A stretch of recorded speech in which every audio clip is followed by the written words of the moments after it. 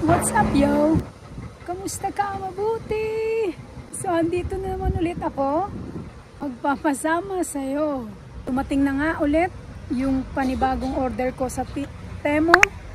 Yung bagong parcel at bago na rin ang courier. Akala ko dati box now lang, so meron na namang bagong courier. Bale, yung pangalan ng courier is Harbatska Pošta. Para siyang local post office kung sa atin sa Pinas.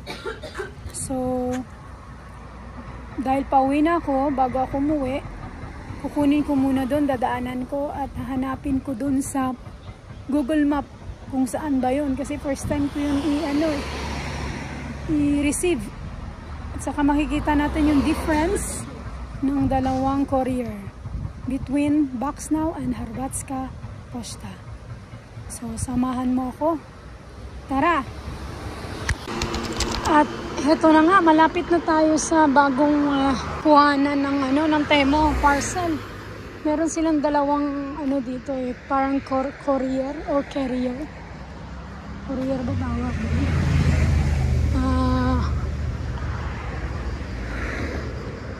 Papunta, yung Boxnow, yung na-vlog ko na din. Tapos itong isa, naman siya, Harbatska Pošta. Kumbaga parang ito yung pinaka post office nila. So, susuyurin natin yung binibigay na direksyon ng ng Google Map. Samahan niyo ako para suyurin at hanapin ang Harbatska Pošta. See ya! Ayun! Nakita ko din ang posta. Palubat na ako. Ayun na. Medyo sa tago pala tong location na to. Ayan, posta. So, saan ba yun? Ang haba ng pila, guys.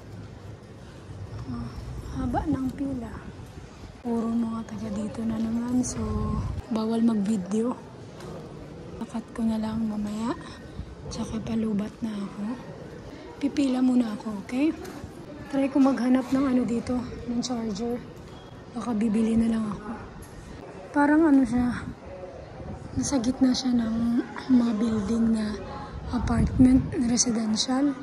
Baka may shop dito ng mga mobile accessories. So, maghahanap muna ako.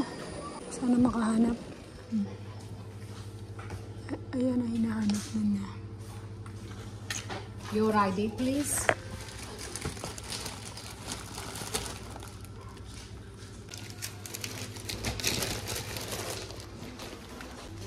Kaya pala dito nila pick up sa akin kasi hindi to kasya sa Boxnow.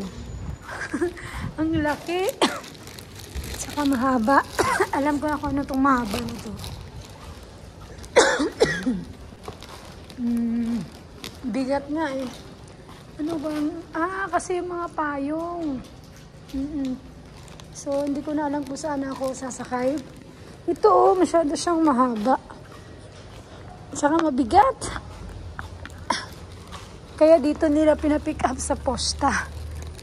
Kasi kung sa Boxnow to, hindi to kasya. So, sana aabot pa yung battery ko. 20% na lang. Magre-record na lang ako mamaya. See ya! So, malulubat na ako. 10% na lang. So nag-decide na ako na mag-book ng taxi. Kaya, dahil mabigat to. Tapos paakyat pa yung pauwi. Kaya magta-taxi na lang ako. So dahil nauhaw yung lola nyo, nauhaw ako. Dahil nauhaw ako, pumili ako ng Powerade. Dito sa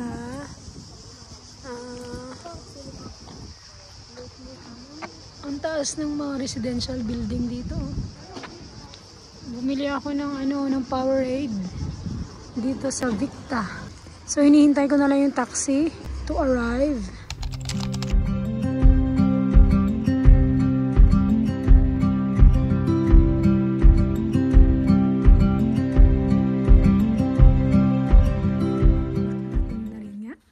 Accommodation. 3% na lang ako. May background music kasi dun yung yung taxi.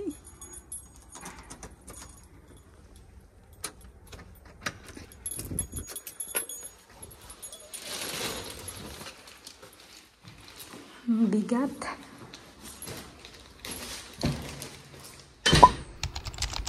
So, ayun na. Dito. Alam ko yung to eh. Or baka depende sa seller. Yung feeling ko yung to. Ano nga to? Yung wireless. Alam ko yung to, wireless keyboard para sa tablet ko.